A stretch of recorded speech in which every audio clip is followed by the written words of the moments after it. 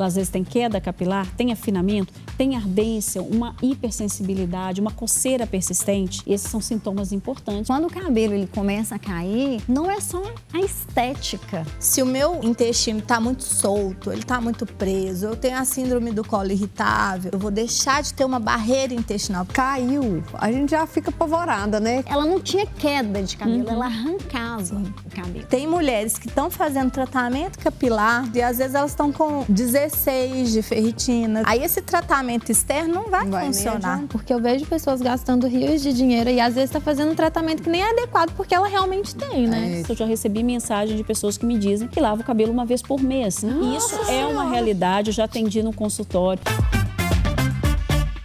Outro dia, minha mãe me disse que o cabelo dela já não é como antes. E ouvindo aquele desabafo, eu percebi que muitas das queixas dela fazem parte da realidade de inúmeras mulheres. O cabelo afina, perde volume, fica mais opaco, ressecado, a textura muda. E tem aquela que costuma assustar ainda mais, a queda capilar. Quem nunca desejou uma solução mágica para acabar com tudo isso, né? Para o cabelo voltar a ser como antes. Mas será que isso é possível? Existe de fato algo que a gente possa fazer para o cabelo parar de cair? Como prevenir a queda capilar? É sobre isso a nossa conversa de hoje aqui no De Bem Com Você. Eu sou Nicele Fonseca e vem comigo conhecer as convidadas deste episódio. Vanessa Costa, nutricionista, especialista em saúde da mulher e modulação intestinal com mais de 20 anos de atuação. Seja muito bem-vinda. Muito obrigada, Nick. É um grande prazer estar aqui para falar um pouquinho desse assunto que às vezes aterroriza as mulheres. Demais, Vanessa. Doutora Cristiane Cárcano, médica dermatologista e tricologista há 18 anos. Especialista em doenças de pele na saúde capilar feminina. Seja bem-vinda mais uma vez, doutora. Obrigada, Nicele. Prazer estar aqui com vocês novamente. O prazer é nosso. Tá aqui também, gente, a Poliana Aguilar, que é psicóloga e mentora em desenvolvimento pessoal. Trabalha no fortalecimento da estrutura emocional e na construção de clareza para resultados sustentáveis na vida e nos negócios. Seja muito bem-vinda, Pai. Obrigada, Nick. Um prazer estar aqui com vocês. Prazer nosso. E claro, gente, Isabela Hoffman, sempre presente? Sempre presente. Já vou começar falando, hein, Nick? A queda capilar me deixa muito assustada. Por que, Isabela? Me conta. Uai, minha filha, a gente, normal tomar banho. Aí falar, perde até não sei quantos fios, 100 fios, 200 fios. Caiu, a gente já fica apavorada, né? Para onde está indo meu cabelo? O cabelo diz muito sobre a gente, nossa personalidade, quem a gente é, né? Tanto que você vê, a pessoa, várias fases da vida muda o corte, muda a cor, muda a forma que parte. Então, assim, é um assunto que deixa a gente doida mesmo. Deixa. Só não pode perder o cabelo por causa disso. Mas olha que interessante, né? Porque a gente conversa sobre isso, né? E o nosso público fala muito sobre queda capilar. A gente gosta de trazer esse tema aqui porque as mulheres que assistem a gente normalmente pedem esse assunto, né? E eu jogo essa pergunta para vocês. Por que essas mulheres aí estão com tanta queda capilar, né? E tem alguma explicação para isso? São muitos fatores, né, Nick? A gente tem diversas razões diferentes para isso. Uma das razões, a gente estava conversando antes de começar, é a questão do estresse.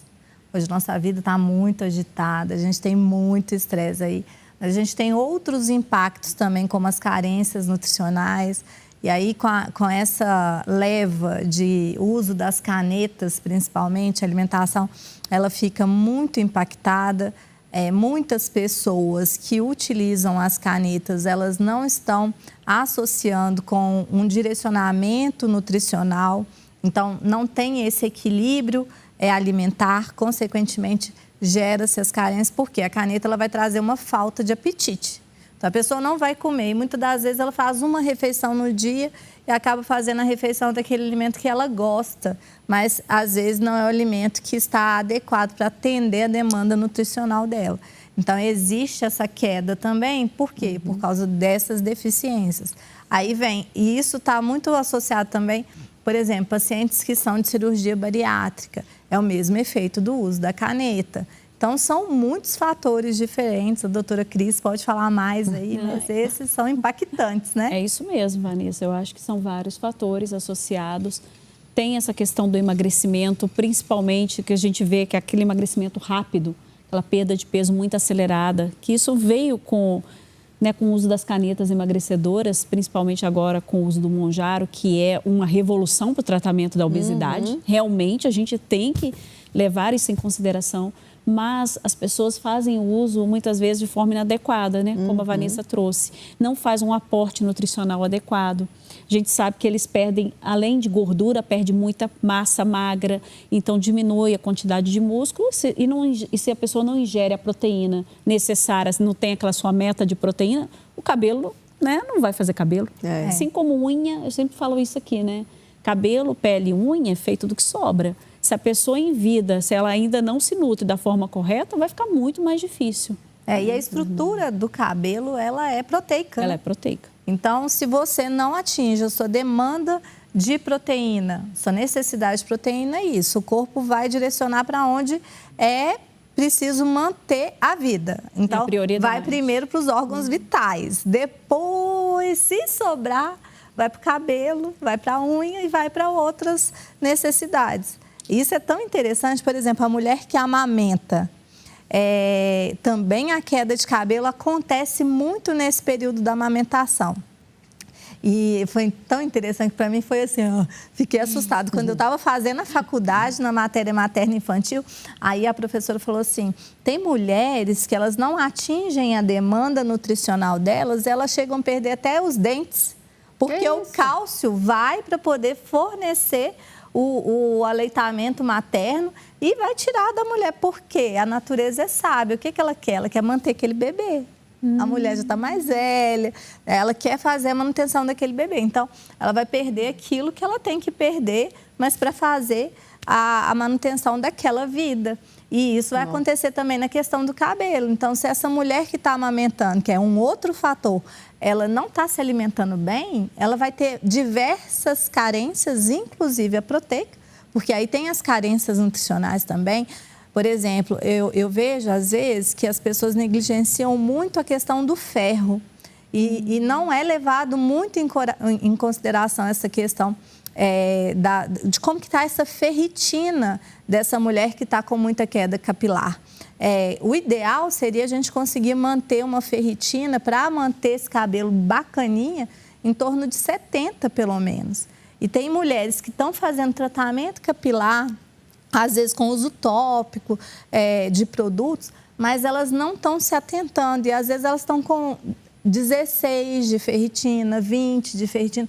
Aí esse tratamento externo não vai funcionar. Adiantar, né? E aí a gente vê muito isso, que ela está falando da ferritina mais baixa, em mulheres em idades jovens, mais jovens, e que têm um fluxo menstrual mais intenso. Então, isso é muito importante, é um fator que a gente avalia na consulta, né? Como é o fluxo menstrual, como é que é o ciclo dessa mulher, porque dependendo da situação, sempre considerar também a ferritina. Então, são múltiplas causas, né? Ô, doutora Cris, mas isso acontece também nessas mulheres 40 mais, que estão começando a entrar na perimenopausa, que o ciclo fica diferente, irregular. E muitas das vezes essas mulheres que eu escuto e queixam no consultório, minha menstruação, ela era super tranquila, agora que eu estou entrando nessa fase, ela está vendo aquela cachoeira. Isso. Então, fica muito nesse irregular. Momento também, muitas das vezes a perda de sangue vai gerar essa queda de ferritina. E uma outra coisa que também é muito negligenciada hoje, que as pessoas acham só porque a gente tem encanamento, água encanada, tratada, que a gente não tem que considerar, que é a questão das parasitoses, né?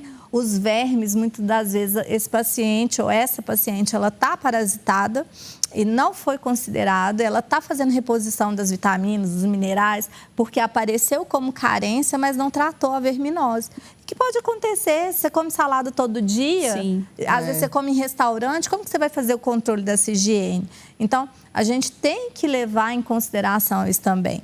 E o legal, e aí eu falo, não sei se a doutora Cris vai concordar, mas o que a gente vê, tem uma pesquisadora, ela já até faleceu, a doutora Uda Clark, ela estuda vermes.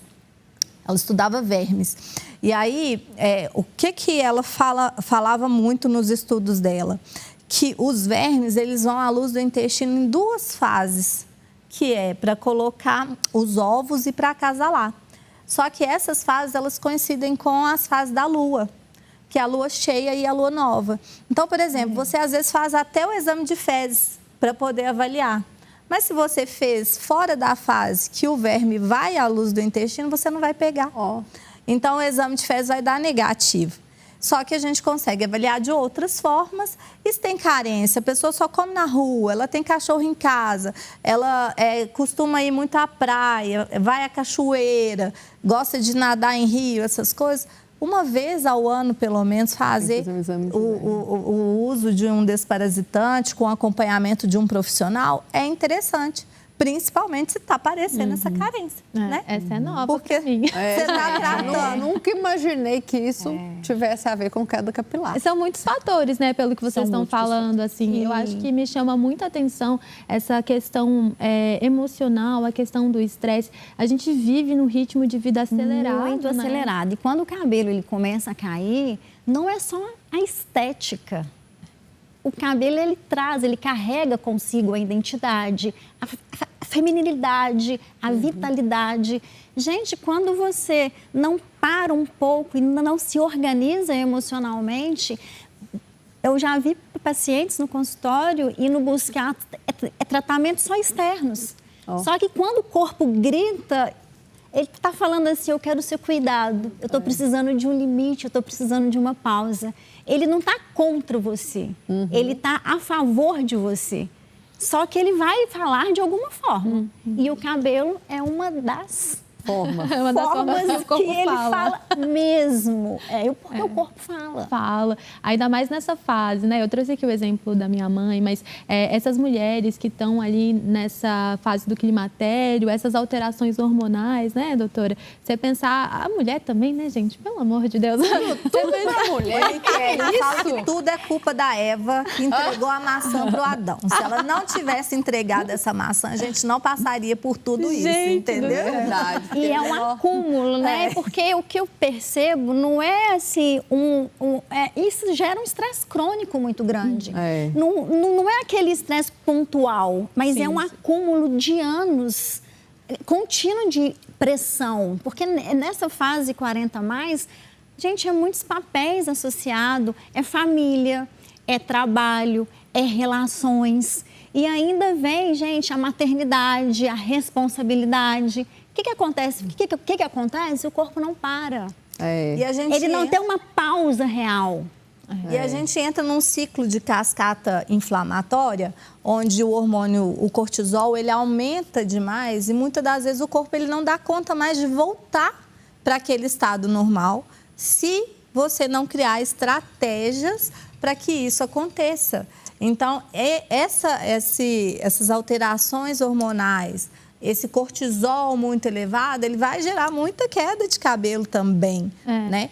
E essa queda, assim, é uma coisa que também eu queria entender melhor. Porque a Isa, a primeira coisa que ela falou assim, não, porque meu cabelo cai e deixa rastro, cai né? demais. Assim, o meu cabelo cai também, mas eu já entendi que está dentro de um padrão. Como que a gente identifica, doutora, assim, essa queda capilar? Como que eu sei se é uma queda dentro do normal ou quando tem algum sinal de alerta?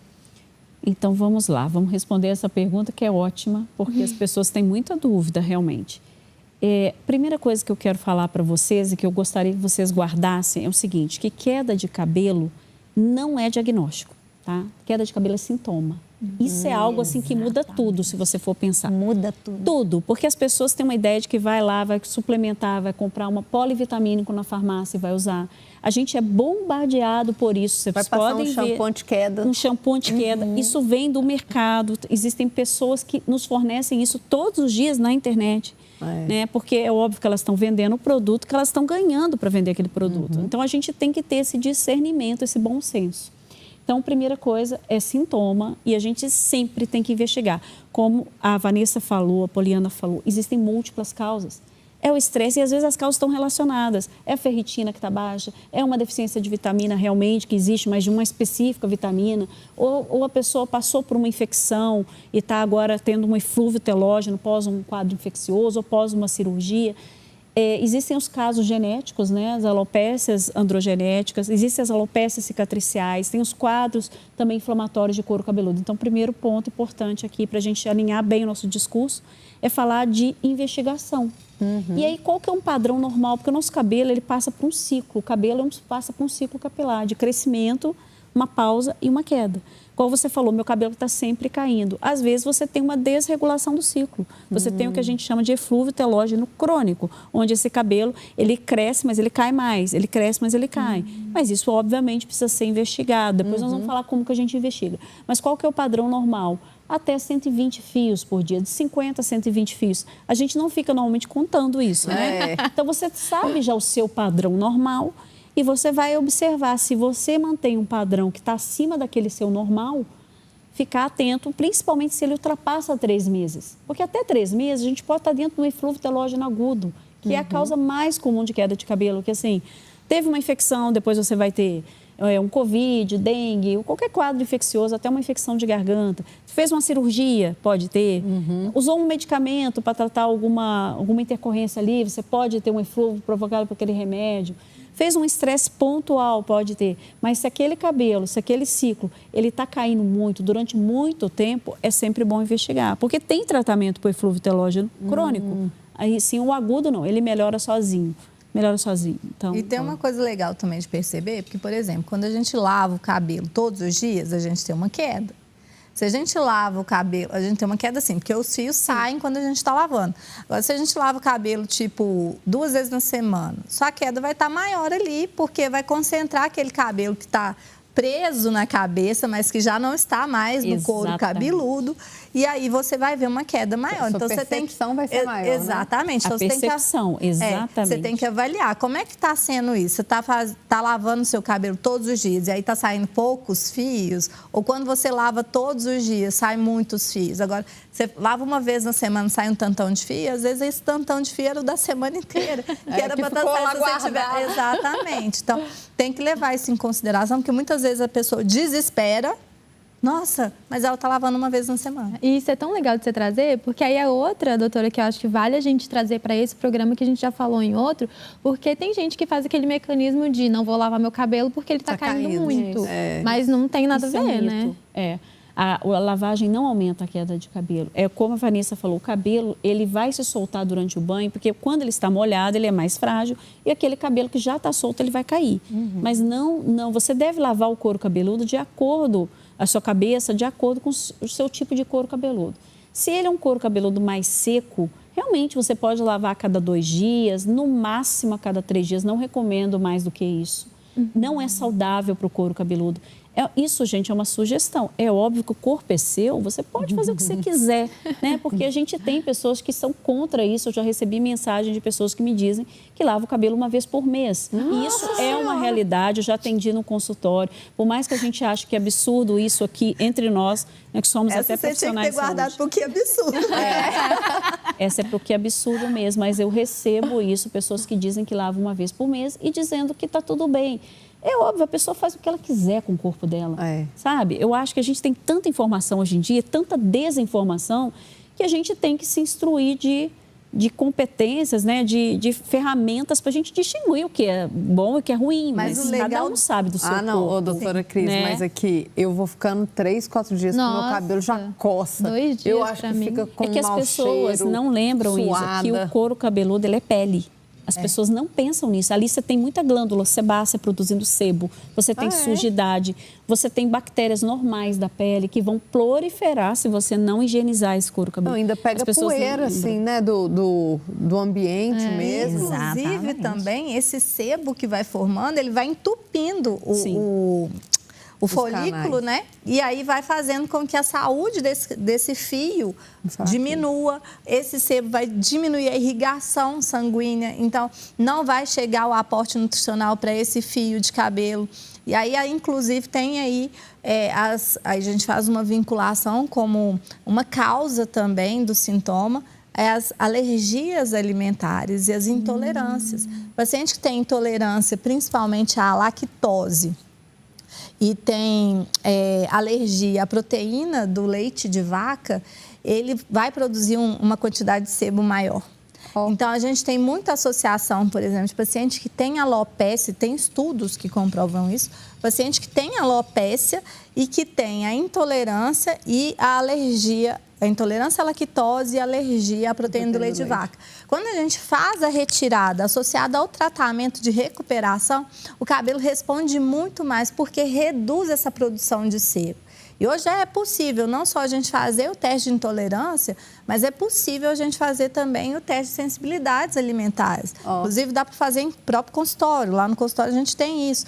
Porque você identifica, você reduz essa produção de sebo e aí você também aumenta a probabilidade de chegada desses nutrientes aí para o fio. Será que essa produção de sebo é uma resposta assim, inflamatória do corpo também? Não, a gente existem pessoas que produzem um pouco mais, outras produzem menos. Isso tem uma sensibilidade hormonal de ativação ali daquela glândula sebácea que produz o sebo, que é individual, mas todo mundo produz. A gente só não vai produzir quando a gente está usando um medicamento que chama isotretinoína ou Roacutan, que ele atrofia a glândula sebácea. Não produz. Tanto é que o principal tratamento para acne moderada a grave é esse, a isotretinoína, porque realmente ela atrofia a glândula sebácea e passa a não produzir sebo. E muitos pacientes falam, eu tinha uma foliculite de repetição no couro cabeludo, meu couro cabeludo era muito oleoso e não tenho mais. Estou maravilhado com o uso da isotretinoína. Isso acontece com muita frequência. Mas, tirando isso, nós produzimos, uns mais, outros menos, e a gente precisa lembrar de higienizar o couro cabeludo, de mantê-lo limpo, que isso aí é importantíssimo para que a gente tenha uma saúde capilar boa, tá? Então, eu falo isso da questão da lavagem. É claro que não aumenta a queda, a gente já viu isso é um mito, lavagem. Mas existem pessoas que realmente gostam de ficar muitos dias sem lavar o couro cabeludo e isso é uma orientação que a gente não recomenda na prática. Né? Mas, e pensar nessa oleosidade também é pensar que a gente tem que tratar de dentro para fora. Então, que tipo de alimentação que você está conduzindo? Você está com uma alimentação onde você consome muita gordura, muito açúcar, né? Alimentos carboidratos refinados, porque se você utiliza esse tipo de alimentação e ainda pode ser associado com as intolerâncias e as sensibilidades, você vai produzir uma quantidade maior de óleo. De né? oleosidade. Porque o sebo, para quem às vezes não consegue identificar, é a oleosidade. Meu cabelo é muito oleoso. Eu tenho que lavar todos os dias, porque quando chega no final do dia já está grudadinho na cabeça. Pois é, talvez é o tipo de alimentação que você está consumindo. E talvez também é alguma intolerância ou sensibilidade. É o que a doutora Cris falou. A gente tem que buscar o gatilho. Por quê? Porque esse cabelo, ele é só um sintoma.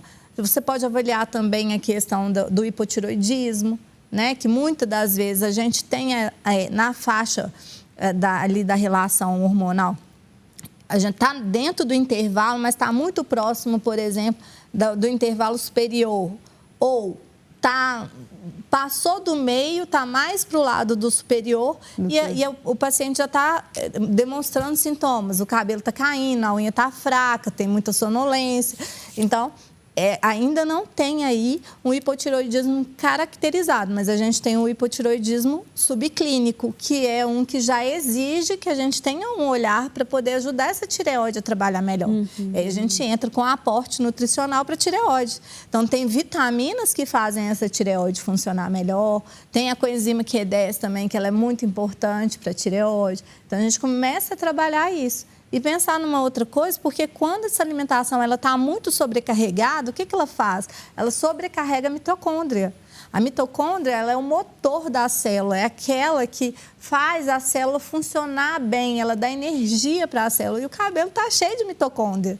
Então, se a gente não oferece ali energia para essas mitocôndrias, esse cabelo também não vai ter energia para ficar bem, para ele ficar viçoso. Mas também existe um impacto muito grande, assim, na autocobrança. Sim. Porque mulheres capacitadas, elas dão conta de tudo e isso custa muito caro. Elas não pedem ajuda, elas não dão conta de,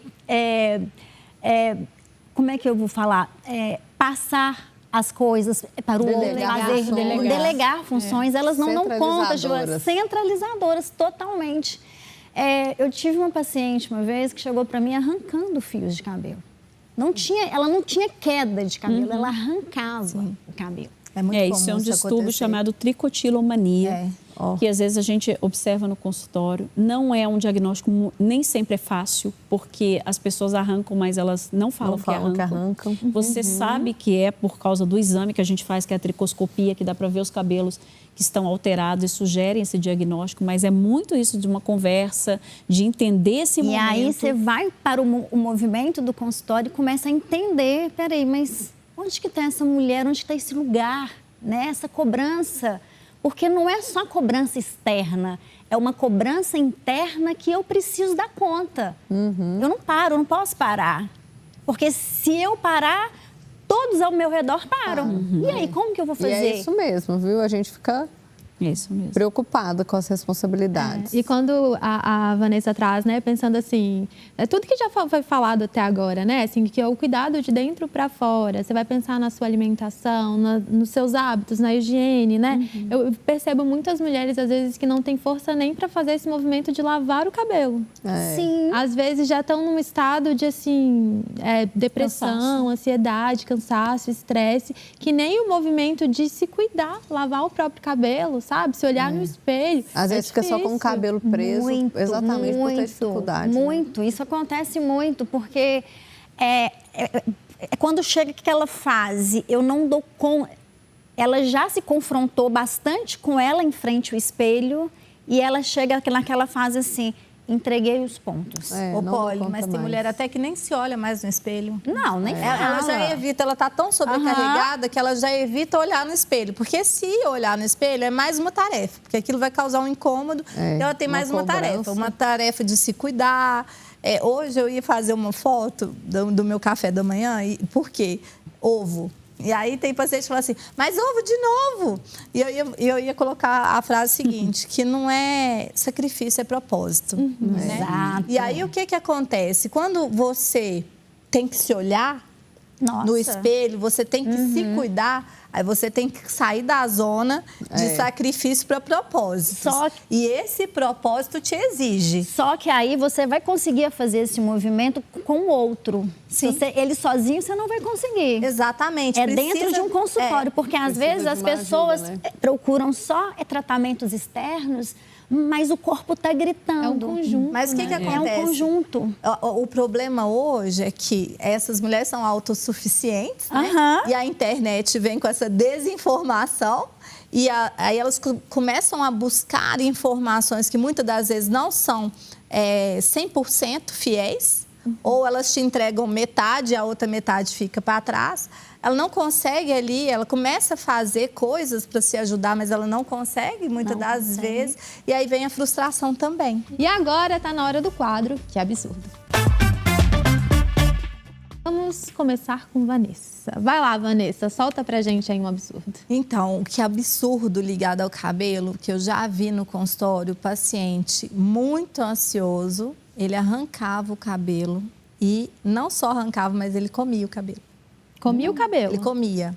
Todo fio de cabelo que ele arrancava, ele comia. Ele já estava com uma falha no cabelo e aí uma das coisas que era um paciente adolescente.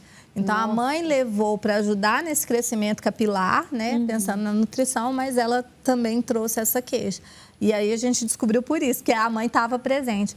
Ela falou assim, eu fico muito preocupada, Vanessa, porque ele arranca e come o cabelo. Nossa, eu nunca vi. Imagina o nível de ansiedade, né? Completamente. E o que é esse cabelo para ele? O que ele está comendo ali? Que sentimento que ele está comendo? Quais são as emoções que as estão emoções entrando, que estão perpassando aí por trás. Verdade. Dentro dessa família, ele está sendo acolhido de verdade? Da forma como ele entende de ser acolhido?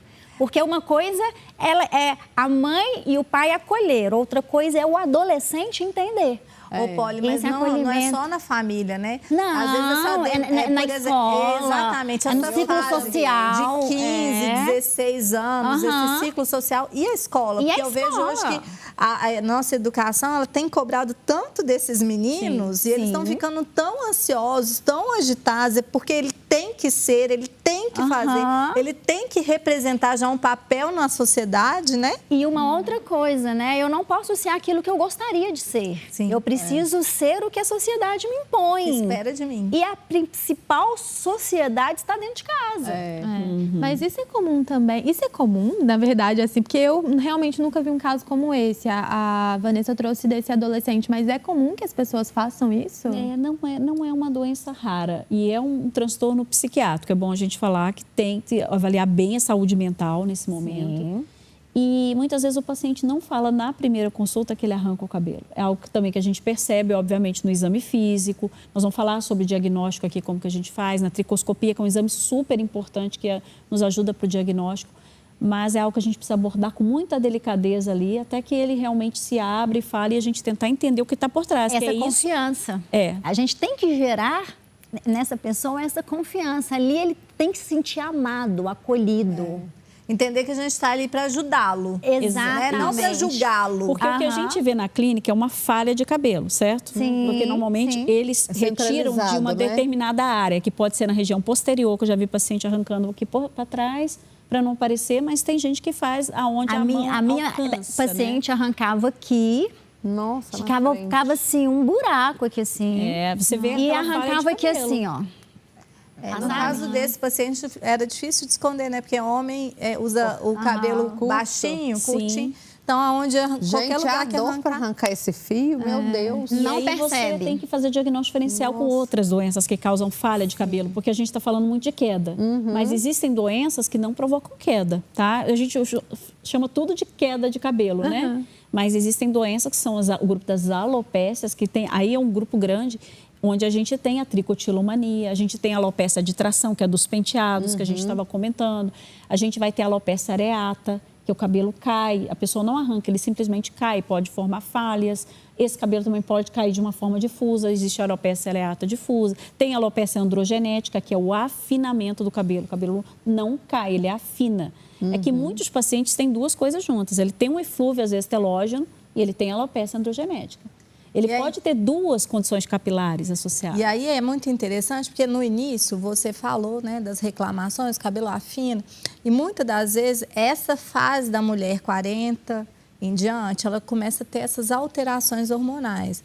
A doutora Cris falou bem. O que acontece? A gente tem mulheres que já têm uma alteração de uma enzima específica que faz a conversão da testosterona em dihidrotestosterona. Essa enzima chama alfa-redutase. E aí essa enzima trabalha demais. E aí tem uma produção maior da dihidrotestosterona que vai ocasionar não só o afinamento, né? Isso. Mas a queda de cabelo também. E essa dihidrotestosterona também aumenta a oleosidade da pele e aumenta a oleosidade do couro cabeludo. Então, é interessante quando a gente tem esse diagnóstico desse tipo de alopecia especificamente, a gente saber que a gente precisa trabalhar essa enzima, mas aí voltar lá naquele gatilho. Por quê? A gente tem pacientes que têm uma alimentação muito ruim, se intoxicam demais, e aí avaliar metais pesados é interessante, alumínio, mercúrio, o chumbo, porque essas toxinas elas têm afinidades a receptores hormonais, então elas começam a alterar essa cascata hormonal.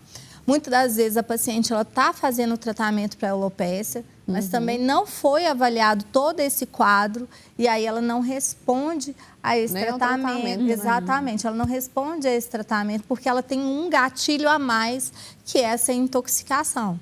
E aí, para a gente fazer esse tratamento da intoxicação, a gente precisa tratar a saúde do intestino, principalmente. Claro que excluir os alimentos, né? O pessoal fala assim, nossa, mas é muita coisa, muita informação, tem que mudar até a panela que eu cozinho quando tem um excesso de alumínio. Se tiver te causando um prejuízo grande, precisa, que é a questão do propósito que a gente tem. O quanto que aquilo está me incomodando, né? Mas a gente pensar que se eu não trato esse intestino, então, se o meu intestino está muito solto, ele está muito preso, eu tenho a síndrome do colo irritável, e aí eu vou fazer o quê? Eu vou deixar de ter uma barreira intestinal, porque o intestino ele faz barreira. Então, ele protege o corpo da entrada da toxina. A toxina é para sair no cocô, não é para entrar no nosso corpo. O intestino faz esse papel. Então, a partir do momento que a gente tem essa alteração, se você também não cuida disso, trocou a panela, não adiantou nada. Você tem que cuidar dessa saúde intestinal. E muitas vezes a pessoa acha que é só excluir, mas não é só excluir alimentos, é incluir alguns Exato. que são super importantes para diminuir essa permeabilidade intestinal, né? É claro, então, se assim, você- tem que balancear o equilíbrio, né? Se você retira os alimentos, mas você não coloca, por exemplo, as folhas, as frutas, os legumes, Fibra, você não está alimentando ali aquelas bactérias boas que vão produzir o muco protetor das células intestinais e essas células ficam expostas. Então, você precisa produzir esse muco protetor para aquela célula ficar protegidinha, para que então ela consiga fazer esse papel. Mas, além desse papel, ainda tem um outro papel que o intestino vai exercer, que é o de absorver os nutrientes. Então, se essas células estão machucadas, se elas não têm a proteção adequada, se eu estou com um supercrescimento de bactérias do mal na luz do intestino, se eu tenho intolerâncias alimentares ou alergias alimentares, eu não respeito essas intolerâncias, tudo isso vai alterar ali a fisiologia da minha célula intestinal. Então, eu E também... aí repercute para o pro corpo corpo inteiro. O corpo inteiro. inteiro, exatamente. Interessante. Eu fico pensando que é realmente um conjunto, né, gente? A gente fala Tudo muito aqui no interligado. De Bem com Você como que é importante você manter esse conjunto em equilíbrio, mas também é sempre muito importante individualizar. Então, ela trouxe aqui deflúvio telógeno, enfim, tantos nomes, que aí eu fiquei até confusa, doutora. Como que eu sei o que eu tenho, né? Se eu me identifiquei aí, de acordo com esses sinais de alerta, como que eu sei? Como que é feito esse diagnóstico? Então, o primeiro passo é uma avaliação, mas muito detalhada. Essa consulta capilar é uma consulta extremamente detalhada, onde na primeiro passo, que é a anamnese, que é a história clínica, a gente vai avaliar tudo isso que a gente conversou aqui. Fatores hormonais, a gente vai avaliar a alimentação da paciente, sono, que é super importante para o cabelo, extremamente importante, como que é o perfil, a higiene do sono dessa paciente. A saúde mental, se ela fuma, se ela bebe, o que ela ingere de toxinas no dia a dia. A gente vai avaliar também outros sinais e sintomas que são importantes. Exemplo, se essa mulher ela apresenta também ardência no couro cabeludo. Esse é um sinal, para mim, super importante, que algo mais sério pode estar acontecendo ali. Ela, às vezes, tem queda capilar, tem afinamento, tem ardência, uma hipersensibilidade, uma coceira persistente. Esses são sintomas importantes, porque a gente pode estar diante de um quadro de uma alopecia cicatricial, que é quando o folículo ele é destruído. Aquele folículo ele morre e ele é substituído por uma fibrose, que é como se fosse uma cicatriz, e aquele folículo não nasce mais. Existe um grupo grande de doenças cicatriciais aqui, que a gente também precisa avaliar e que a gente tem visto que está aumentando com o tempo. E tem tratamento? Tem tratamento. Tudo isso que eu estou falando aqui para vocês, já falei várias doenças, tem mais ou menos umas 50 a 100 doenças. São muitas, por isso que eu falo que queda de cabelo é sintoma, não é diagnóstico. Tudo tem tratamento, tá, gente? Por isso que a gente passa por essa consulta detalhada. Depois a gente faz um exame físico bem minucioso, que é um exame que a gente faz a olho nu primeiramente, onde a gente vai olhar a implantação desse cabelo. A gente faz alguns testes, chama pull test, que é para a gente ver o tanto que ele está soltando de cabelo realmente com uma pressão mínima no couro cabeludo. A gente vai olhar a implantação dos outros fios que a gente tem no corpo, dos outros pelos, na axila, na virilha, porque isso também dá associação com algumas doenças.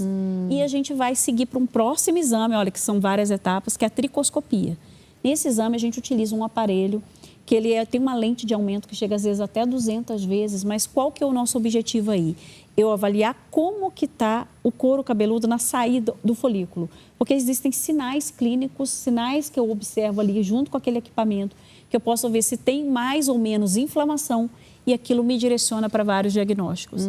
E ainda assim, às vezes a gente ainda precisa lançar a mão de um outro recurso, que é uma biópsia de couro cabeludo, quando eu tenho dúvida, principalmente se é um quadro cicatricial. Aí eu acho muito importante a biópsia, porque existem várias causas e porque todas têm tratamento, tá, gente? Só voltando aqui, a gente pode falar de tratamento, não é para ninguém se assustar, tudo tem tratamento. Por isso que eu digo que o mais importante é a gente avaliar o diagnóstico e saber outros fatores associados, porque eu posso ter múltiplos fatores que estão levando àquele quadro. E é isso que é o mais importante. Então, vejam que não existe situação assim fácil para algo que é complexo, tá? Então, essa questão de, vou usar uma pílula aqui, um polivitamínico ali. Um shampoo. Um shampoo. Shampoo não funciona nada. Shampoo não. Shampoo você Gente, deve escolher um shampoo bom para o seu cabelo. Não precisa gastar dinheiro com shampoo anti-queda. É muito pouco tempo de contato, não vai fazer efeito. Então, compre um shampoo que seja bom para o seu cabelo. Shampoo é para limpeza de couro cabeludo. Né? É isso, cuidado com o capilar. Né? Eu vou além, assim, porque é tão importante esse diagnóstico minucioso, porque eu vejo pessoas gastando rios de dinheiro e às vezes está fazendo um tratamento que nem é adequado, porque ela realmente tem, né? Tem que procurar um médico. E o diagnóstico bem feito vai conduzir para um tratamento que faça efeito. Né? Se a gente não fizer esse diagnóstico, se a pessoa não receber esse diagnóstico adequado, é isso, ela vai ficar gastando com um monte de coisa. Eu tenho um paciente que ele é calvo e ele foi fazer uma tatuagem e ele tinha alergia a pigmento da tatuagem. Ele perdeu também o cabelo dos braços. Gente. Não tem mais pelos no braço por causa dessa alergia. Então, assim, às vezes a gente fala, né? Mas essa nutricionista chata está falando de alergia, mas tem muita vinculação as alergias, tanto a produtos químicos quanto a alimentos também. E eu tenho uma outra paciente que ela teve o diagnóstico da alopécia, ela teve o diagnóstico da frontal fibrosante. Fibrosante, exatamente, que eu perdi a palavra. E aí, o que acontece? Ela falou assim, Vanessa, eu não queria fazer o tratamento alopático. Eu estou com muita resistência, eu não quero tomar antibiótico, eu não quero... Assim, eu queria experimentar antes, outras vias antes de eu ir para o alopático. E eu tenho certeza que você vai me ajudar. Eu falei, mas eu vou fazer um combinado com você. Nós vamos começar esse tratamento aqui, só que você não vai deixar de ir na dermato e vai avaliar. Se esse tratamento não estiver sendo suficiente, você vai fazer o que ela está te pedindo. É muito importante conduzir também, né, da forma dermatológica adequada. Mas aí o que aconteceu? A gente fez o teste de alergias alimentares nela e descobrimos as alergias e retiramos. E fizemos o bloqueio da alfa-redutase, então reduzimos a produção de hidrotestosterona, que é o hormônio que aumenta essa oleosidade, traz o afinamento desse fio. E aí, então, o cabelo dela voltou a crescer naquela região que já tinha caído. Foi muito bacana. E eu achei interessante que ela chegou na dermato e foi para consulta. Aí a dermato falou assim, nossa, que bacana, o tratamento está funcionando muito bem, continua assim. Ela, mas eu tenho que te contar um negócio. Eu não tomei o antibiótico e não tomei o outro medicamento. Eu estou fazendo só com suplementação, que a gente entrou com vitaminas. É importante a gente falar também da questão do colágeno, da importância do colágeno, mas não do colágeno porque é colágeno, mas porque ele vai te oferecer os aminoácidos essenciais que são importantes para esse fio. Então, a gente fez a suplementação adequada, entrou com esse bloqueio, o cabelo dela recuperou e fez a identificação do gatilho. Nossa, e a autoestima como que subiu? Subiu. Porque inclusive, ela emagreceu de quebra. Foi exato, aí melhora tudo. Exatamente, por isso que ter o diagnóstico, né, é tão importante. Ela sabia que era uma frontal fibrosante, que tem os gatilhos que podem ser avaliados, que podem causar. Quanto que a alimentação é importante, saúde mental. Saúde mental. Quais são as opções de tratamento hoje, doutora? Eu fico na dúvida disso, porque eu vejo tanta coisa, cada dia um negócio novo que eu vejo o povo fazendo. A gente não sabe se funciona, se não funciona, o que é indicado. Tem muita coisa, né, em relação a isso. Mas de comprovação científica a gente não tem tanta opção, né, que é o que a gente se embasa na literatura científica para indicar para os pacientes. O que a gente tem hoje, né, dependendo do tipo da alopecia, o minoxidil, que a gente pode utilizar tanto na forma tópica, em loção ou oral, que é um medicamento interessante, porque ele mantém o cabelo mais tempo crescendo, né? Então, o cabelo fica mais tempo na fase anágena. Ele pode ser até um coadjuvante utilizado em vários tipos de alopécia. Existem efeitos colaterais, por isso que você sempre fazer um acompanhamento médico. Existem pacientes que não vão tolerar os efeitos colaterais e que a gente vai precisar ou reduzir dose ou retirar o remédio. Tem algumas contraindicações, então isso é super importante, sempre fazer o acompanhamento médico. Existem também os antiandrogênicos, que são medicamentos que vão bloquear os receptores androgênicos. O que é o receptor androgênico? É esse receptor que está presente na nossa glândula sebácea, na nossa pele, que aumenta a oleosidade, que faz afinamento do cabelo. Né? A gente bloqueia, de alguma forma, esse receptor para que a gente tenha... Isso é até interessante nas mulheres, que a gente pode fazer isso com anticoncepcional, por exemplo. Mulheres que utilizam anticoncepcionais, existem uns que são favoráveis para o cabelo ir para a pele e outros que são desfavoráveis, entendeu? Então, isso é uma coisa que a gente sempre avalia também na consulta médica. Se ela toma O que algum ou ela está não. tomando? Olha pra você ver. DIU, por exemplo, para algumas mulheres não é interessante. O DIU Mirena, o Dilcaína, que ele contém uma substância com progestágeno que às vezes afina o cabelo, causa acne. Então tem que ver, não é todo mundo, mas pode ser uma das causas. A gente precisa avaliar. Então a gente vai avaliar desde até do hormônio que ela está tomando ali, o método contraceptivo que ela está usando. E dos medicamentos antiandrogênicos, um que a gente utiliza bastante é a espironolactona, que inclusive a gente utiliza para acne da mulher adulta também, para hirsutismo, que é quando a gente nasce, as pessoas têm aqueles pelos em outras regiões, né? Da oleosidade excessiva, então é uma opção. E os inibidores de 5-alfa-redutase, né? A finasterida e a dutasterida, existem alguns fitoterápicos que vêm com essa promessa de inibir a 5-alfa-redutase, mas lembrando que a gente não tem muito estudo científico, são pouquíssimos e são estudos, ensaios clínicos e estudos de caso que são considerados numa ordem cronológica de bons estudos como estudos ruins, não são estudos científicos bons. Doutora Cris, mas eu trabalho em consultório, principalmente com sal palmeto. O sal palmeto é o que tem mais estudo deles. E ele faz um efeito maravilhoso. Inclusive, eu tenho uma alteração na minha produção de alfa-redutase. Minha alfa-redutase, ela trabalha mais acelerado. Então, eu tenho mais produção de diedotestosterona que testosterona. E aí, numa fase da vida, eu usei o sal palmeto e eu fiz... Isso é remédio? O sal palmeto é um fitoterápico. Ah, tá. E o que eu fiz? Eu fiz um teste. Eu fiz o exame da testosterona e da diedotestosterona, e daí um mês eu fiz o exame de novo da testosterona e da diedotestosterona. Na época, minha testosterona ficava baixinha e minha diedotestosterona ficava alta.